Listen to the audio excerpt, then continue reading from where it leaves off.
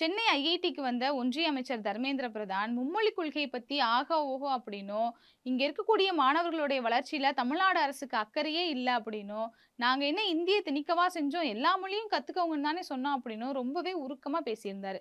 சரி அது மட்டும் தான் பேசியிருக்காரான்னு கேட்டா, நாங்க தமிழ்நாட்டுக்கு என்ன குறை வச்சிருக்கோம்? எல்லா நிதியையும் கரெக்ட்டா தானே குடுத்துக்கிட்டு இருக்கோம். எல்லா ஆண்டும் தவறாம நாங்க நிதி குடுக்குறோம். அப்படி இருக்கும்போது, நாட்டுல இருக்கக்கூடிய எல்லா மாநிலங்களும் இந்த மும்மொழி கொள்கைக்கு ஒத்துழைக்கிறாங்க. தமிழ்நாடு மட்டும் தான் ஒத்துழைக்க மாட்றாங்க. இத ஒரு அரசியலாக்கி மாணவர்களுடைய வாழ்க்கையே வீணாக்குறாங்க அப்டின்லாம் ரொம்ப உணர்ச்சி வசப்பட்டு பேசியிருந்தாரு. இத பத்தி நான் பார்லிமென்ட்ல பேசப் போறேன் அப்டின்னும் பேசியிருந்தாரு. இத்தன நாளா நாங்களே பேசுங்க, பேசுங்கன்னு சொன்னப்பலாம் பேசாம இருந்துட்டு, இப்ப தேர்தல் வந்த உடனே நாங்களே பார்லிமென்ட்ல பேசப் போறோம் அப்டின்னு சொல்லியிருக்காரு. சரி முதல்ல இவர் சொல்ற விஷயங்கள என்னன்னு பார்க்கலாம்.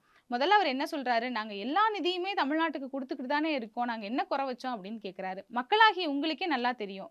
மும்மொழி கொள்கைய ஒத்துக்கல அப்படின்னு தமிழ்நாட்டுக்கு குடுக்க வேண்டிய 2024, 25க்கான நிதியில 2200 கோடி நிதிய இவங்க நிறுத்தி வச்சிருக்காங்க அப்படிங்கிறது நல்லா தெரியும். அடுத்ததா பார்த்தோம் அப்படின்னா, இந்த பிஎம் ஸ்ரீ திட்டத்துக்கு ஒத்துக்கல அப்படின்னு 2024, 25ல குடுக்க வேண்டிய நிதிய மொத்தமா குடுக்காம வச்சிருக்காங்க அப்படிங்கிறது நமக்கு நல்லா தெரியும். பேரிடர் நிதியில ஆரம்பிச்சு, அது மட்டும் இல்லாம வரி பகிர்ந்து குடுக்குறதுல, மெட்ரோ திட்டத்துல இப்படின்னு தொடர்ந்து நமக்கு தமிழ்நாட்டுக்கு இந்த பாஜக அரசாங்கம் வஞ்சகம் தான் பண்ணிக்கிட்டு இருக்கு அப்படிங்கிறது அவங்களுக்கும் நல்லா தெரியும், நமக்கும் நல்லா தெரியும். சரி அடுத்ததா இவர் என்ன சொல்றாரு அப்படின்னா, நாங்க ஹிந்திய திணிக்கவே இல்லையே! எல்லா மொழியும் கத்துக்குங்கன்னு தானே சொல்றோம். இத நீங்க ஏன் ஹிந்தி திணிப்புன்னு பார்க்குறீங்க? மும்மொழி கொள்கைன்னு மட்டும் பாருங்கன்னு சொல்றாரு. சரி அவர் சொல்றபடியே வச்சுக்கிட்டோம் அப்படின்னா, தர்மேந்திர பிரதானுக்கு ஒரு கேள்வி.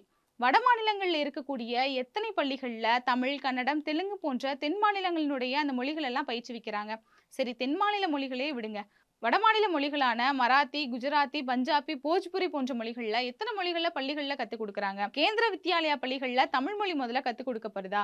கடந்த 10 வருஷத்துல ஹிந்தி ஆசிரியர்கள் மட்டும் இல்லாம, மிச்சம் இருக்கக்கூடிய மொழிகளுக்கு எத்தன மொழிகளுக்கு நீங்க ஆசிரியர்கள நியமிச்சிருக்கீங்க? இப்படி கேள்வி கேட்கணும்னா, தொடர்ந்து நம்ம நெறைய கேள்வி கேட்டுட்டே போலாம். இது எல்லாத்துக்கும் உங்ககிட்ட முதல்ல பதில் இருக்கா?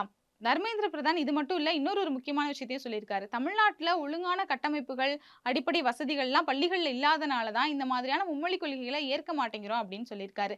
இத யார் சொல்லலாம்? குஜராத் மாடல், குஜராத் மாடல்னு சொல்லி ஊர ஏமாத்தி, இன்னைக்கு வகுப்பறைகளே இல்லாத மாநிலங்களோட பட்டியல்ல அந்த குஜராத் மாடல் தான் முதல் இடத்துல இருக்கு. அப்படிப்பட்ட ஒரு மாடல வச்சுக்கிட்டு பாஜகவை சேர்ந்த ஒரு ஒன்றிய அமைச்சர் தமிழ்நாட்ட பத்தி பேசலாமா முதல்ல?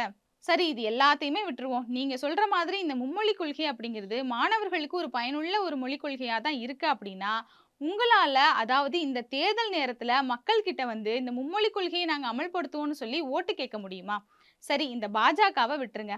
இப்ப நம்ம அதிமுகவுக்கு வரலாம். அதிமுகவும், எடப்பாடி பழனிசாமியும் இந்த பாஜக கூட்டணியில தானே இருக்காங்க. அதிமுக அவர்களினுடைய இந்த மும்மொழி கொள்கை பற்றிய நிலைப்பாடு என்ன அப்படின்னா, இத எதிர்ப்பு தெரிவிக்கிற நிலைப்பாட்டுல தான் அவங்க முன்னாடி இருந்தாங்க. இப்பவும் அப்படி இருக்கிறதா தான் காமிச்சுக்கிறாங்க. அப்படிப்பட்ட எடப்பாடி பழனிசாமி என்டிஏ கூட்டணியில இவர் இருக்கிறதுனால, மக்கள்ட்ட போய் மும்மொழி கொள்கைய பத்தி ஆதரவா ஓட்டு கேட்பாரா? இல்ல மக்கள் கிட்ட போய் மும்மொழி கொள்கைக்கு எதிரா ஓட்டு கேட்பாரா? முதல்ல எடப்பாடி பழனிசாமி செய்ய வேண்டியது என்ன அப்படின்னா, தங்கள் கூட்டணி கட்சியில இருக்கக்கூடிய அதிமுகவினுடைய நிலைப்பாடு என்ன அப்படிங்கிறத பாஜகவுக்கும், டெல்லியில இருக்கக்கூடிய அவங்க எஜமானருக்கும் தெளிவா புரியிற மாரி சொன்னா போதும்.